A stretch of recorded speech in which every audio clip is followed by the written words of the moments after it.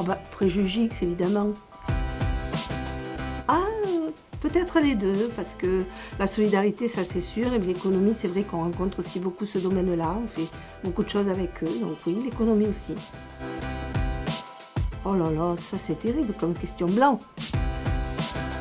Social, évidemment. Les deux, ça c'est sûr. Là aussi, les deux, on a créé la boîte de préjugés, mais on co-crée avec tous les gens avec qui qu'on rencontre et avec qui on travaille le projet. Ben, c'est de l'éducation et puis du coup, on lutte contre l'ignorance. Solidarité, ça c'est sûr. Carrément ouverte, il n'y a pas de souci. Accompagnement, évidemment. Je m'appelle Madjane et de profession, je suis monitrice éducatrice. Je travaille dans un foyer d'hébergement qui est rattaché à un ESAT, donc c'est établissement et service d'aide par le travail, qui accueille des adultes en situation de handicap et qui sont là pour être accompagnés au quotidien, que ce soit au travail ou dans le foyer. J'ai rencontré OS à travers Patrick Delpech. Et quand il m'a parlé de cette idée de créer un médicament anti-préjugés, j'ai de suite rebondi sur l'idée. Je lui ai dit surtout, appelle-moi quand tu commences quelque chose. Déjà, c'est l'originalité de l'objet, mais c'est surtout tout ce qu'il y a derrière et qu'on ne voit pas. Les moments de partage, les voyages qu'on fait, les rencontres, tout ce qui est autour de ça, qui est très riche. Une association, un organisme, un groupe de gens qui vont s'engager à l'écriture d'une notice. Donc ils vont choisir le thème et autour de ça, ils vont se rencontrer régulièrement à partir de questions qu'on leur a posées.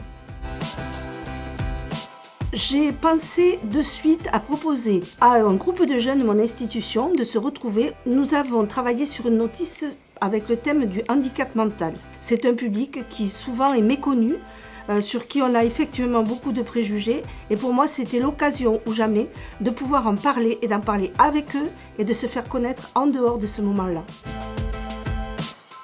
Très vite, ils ont trouvé des préjugés qui les concernaient dans leur vie au quotidien, qu'entre eux, ils s'apercevaient que finalement, ce qu'ils vivaient chacun de leur côté, ben, c'était commun à tous. Et ça, c'était important de pouvoir leur donner la parole. On se retrouvait vraiment de façon très conviviale. Moi, j'ai constaté au fil du temps que les personnes qui étaient dans ce groupe-là, ben, elles se sont regardées différemment les unes les autres entre elles. Elles se sont dit, ah ben, tiens, finalement, cette personne-là que je côtoie tous les jours, elle a des choses à m'apprendre et moi, j'ai des choses à lui transmettre aussi. Ça a été quelque chose d'assez extraordinaire.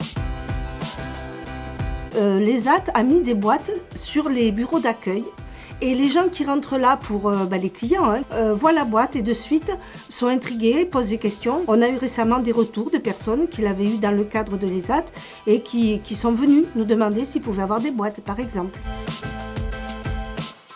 Tout ce que porte OS l'association, moi c'est aussi des choses que je porte en moi, c'est pouvoir créer quelque chose comme ça qui nous relie. Aujourd'hui je suis présidente et je suis régulièrement sur le terrain pour animer, rencontrer des gens, faire des conférences, des moments de sensibilisation.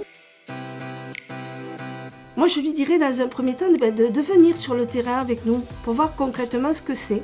Parce que les mots c'est une chose, mais vraiment être concrètement dans ce travail-là, en relation directe avec les gens, ça donne vraiment une autre idée de ce que c'est. Et c'est très très enrichissant, donc vraiment ça vaut vraiment le coup de venir nous rejoindre, c'est sûr.